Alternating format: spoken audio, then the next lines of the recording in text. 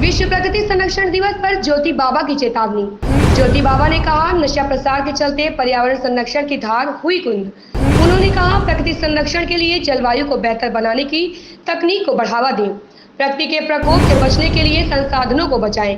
ज्योति बाबा ने कहा, भारतीय संस्कृति से जुड़कर दुनिया में दे प्रकृति संरक्षण संदेश।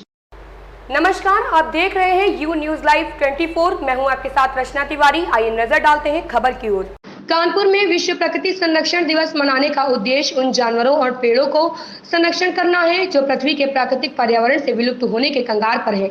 इसलिए प्रकृति को संरक्षित करने की हर शख्स की जिम्मेदारी है, क्योंकि मानव द्वारा अफीम और तंबाकू की खेती एक बहुत बड़े भूभाग में की जा रही है, जिसके कारण खाद्यान्न उत्पादन हेतु उपजाऊ जमीन बढ़ती जनसंख्या का पेट भरने के लिए कम पड़ रही है और पर्यावरण प्रदूषण फैलने में बड़ी भूमिका निभा रहे हैं। उपरोक्त बात नशा मुक्त समाज आंदोलन अभियान कौशल के तहत सोसाइटी योग ज्योति इंडिया व देव ज्योति के तत्वाधान में विश्व प्रकृति संरक्षण दिवस के परिप्रेक्ष्य में आयोजित प्रकृति संरक्षण संकल्प सभा में अंतर्राष्ट्रीय नशा मुक्त अभियान के प्रमुख नशा मुक्त समाज आंदोलन अभियान कौशल के national brand ambassador yoga guru ज्योति बाबा ने कहा कि ज्योति बाबा ने आगे कहा कि धरती को बचाने में संसाधनों के संरक्षण की महत्वपूर्ण भूमिका है।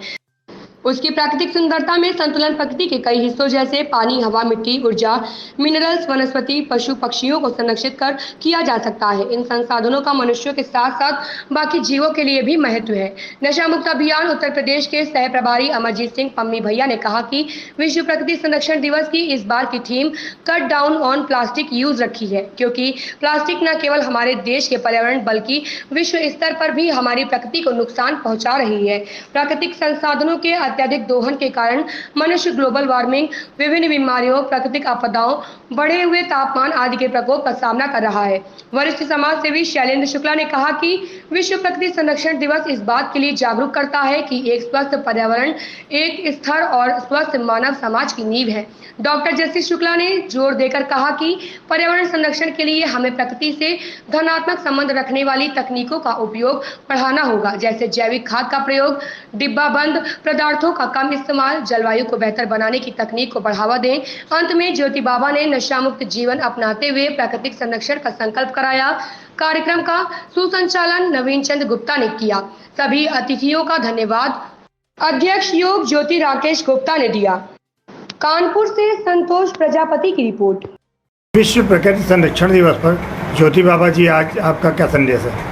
सबसे पहले तो आपके चैनल के माध्यम से देखने वाले सभी भैया बहनों को मैं अंतर्राष्ट्रीय नशा मुक्त अभियान का प्रमुख नशा मुक्त समाज आंदोलन अभियान कौशल का national brand ambassador yoga guru ज्योति बाबा नमन करता हूं। जैसा कि हम सभी लोग जानते हैं कि आज पूरे विश्व में ग्लोबल वार्मिंग एक बहुत बड़ी हैजार्डनेस खड़ी कर रहा है और जो हम प्लास्टिक का उपयोग कर रहे हैं, प्लास्टिक के उपयोग के कारण विश्व के लगभग सभी देश आज पीड़ित और परेशान हैं। तो प्रश्न ये खड़ा हो रहा है कि प्रकृति को संरक्षित कौन करेगा?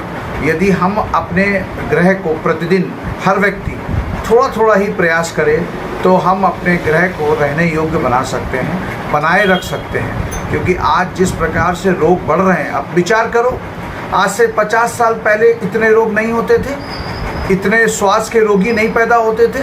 अब आप देखिए, डॉक्टर के पास जाइए तो सबसे पहले कहता है कि आप श्वास के रोगी, आप कहते हो हम तो कुछ ऐसा खाते भी नहीं, हम बाज़ार की कोई चीज़ भी नहीं खाते हैं, फिर भी हम श्वास के रोगी कैसे हो गए? तो जो हवा है वो हमने प्रदूषित कर दी। कैसे प्रदूषित कर दी?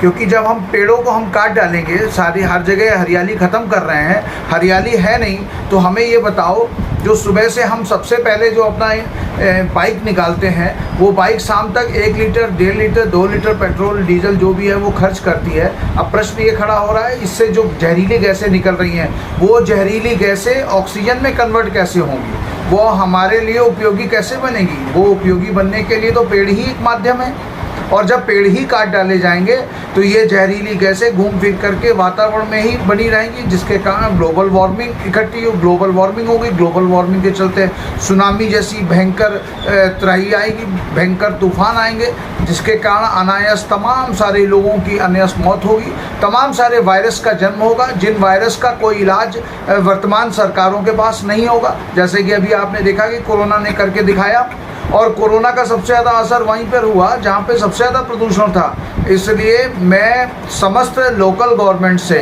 लोकल प्रशासन से ये निवेदन करता हूँ, अनुरोध करता हूँ कि हर बार हम करोड़ों पौधे लगाते हैं, बहुत अच्छा लगता है जब करोड़ों पौधों का आंकड़ा पेपरों के माध्यम से हम पढ़ते हैं, लेकिन काश ये करोड़ों पौधों में से अगर 50% पौधे भी जिंदा रह जाएं और पल्लवित और पोषित हो जाएं, तो मैं समझता हूं कि हम अपने प्रकृति को हरा भरा रखने में, प्रकृति को संरक्षित करने में बहुत बड़ा रोल अदा कर सकते हैं। क्योंकि आज तमाम प्रकार की प्रजातियां प्रदूषण के चलते आज लुप्त होने की कगार पर पहुंच चुकी हैं। कहीं ऐसा ना हो कि पहले तो ये प्रजातियां लुप्त होती हैं, बाद में इंसान लुप्त होता है।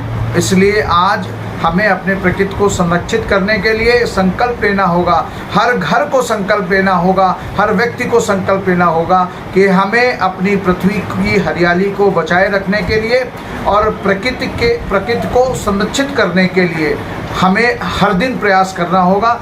ज़्यादा से ज़्यादा पेड़ों को लगाना होगा, लगे हुए पेड़ों को बचाना होगा।